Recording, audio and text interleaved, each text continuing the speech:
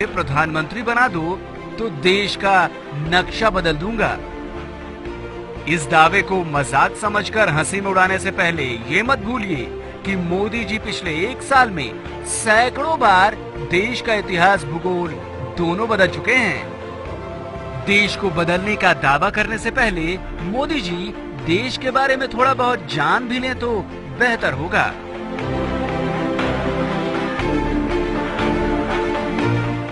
आपको दिखाते हैं मोदी जी के सामान्य ज्ञान के कुछ नमूने, जिसे देखकर आपको मोदी के ज्ञान और उनके दावों दोनों का सच पता लग जाएगा।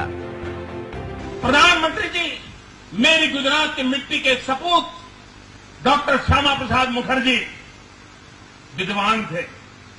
विवेकानंद जी उनके साथ वार्ता करते थे, स्वामी दयानंद सरस्वती उनसे वार्ता करते थे, लोकमान्य तिलक उनका मार्गदर्शन में संपर्क बनाए रखते थे। मोदी जी ने जो कहा उसकी हकीकत तो आप समझ ही चुके होंगे।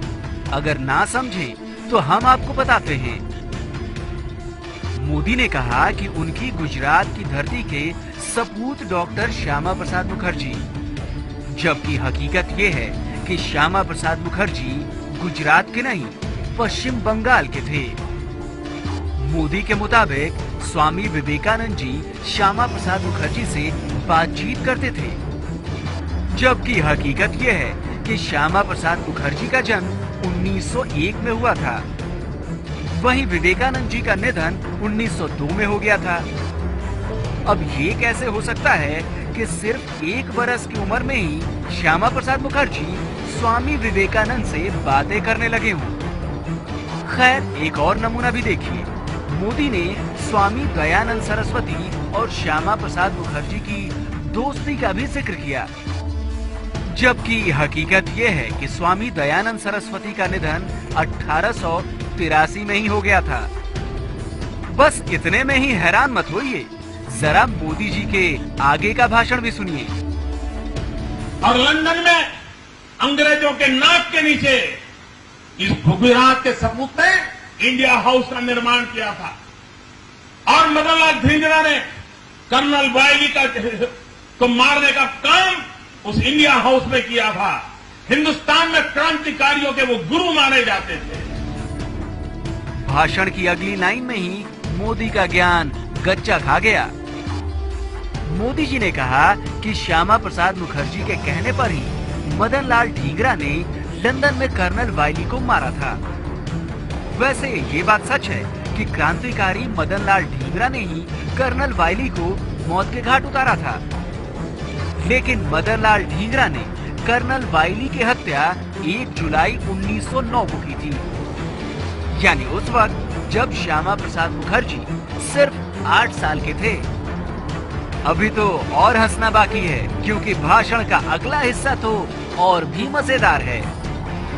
1930 में उनकी मृत्यु हुई और मरते समय उन्होंने की इच्छा व्यक्त की थी कि मेरे अस्थि जो है उसको संभाल के रखा जाए, लेकिन देश जब आजाद हो तब मेरे अस्थि आजाद हिंदुस्तान में ले जाएं, ताकि मैं जो आजाद भारत की सांस लेना चाहता था, जीते जी नहीं ले पाया, लेकिन मेरे मरने के बाद मेरे अस्थि को आजाद हिंदुस्तान की हवा का रुख का पता चले, इसलिए ये मेरे अस्थि संभाल के रखे जाए, देश आजाद होने के बाद उसे ले जाया जाए।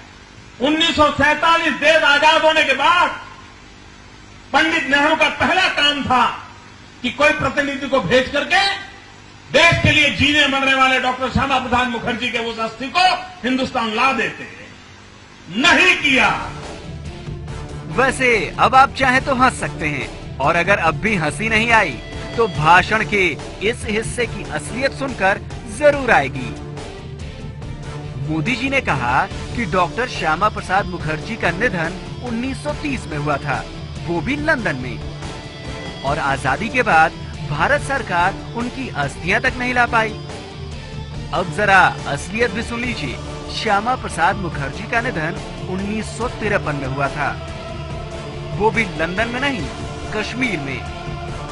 अब आप ही सोचिए, चले हैं देश के पीएम बनने, लेकिन देश के इतिहास का ही पता नहीं।